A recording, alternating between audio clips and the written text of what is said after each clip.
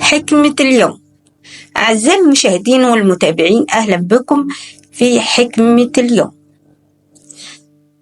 بتمر علينا أحداث كتيرة وحكايات كتيرة.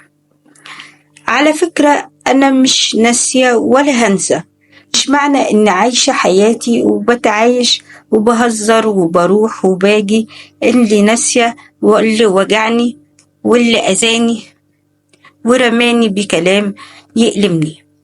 بل بالعكس، أنا فاكرة كل وقت صعب عشته بسببه وقواني وخلاني أعيش وأعيد حساباتي من تاني، وفاكرة كل كلمة جرحتني، وفاكرة كل تفاصيل تعبتني الصغيرة قبل الكبيرة. بس مش من طبعي خالص الانتقام ولا إني أتعبهم في حياتهم، وبسيب حقي للأيام. بس زي ما بيقولوا كده، بيعجبني الزمان حين ما يدور عليهم والدنيا دوارة. واثقة جدا وواثقة قوي في عدل ربنا إنهم على الأقل هيعيشوا نفس الإحساس اللي هيعيشوني.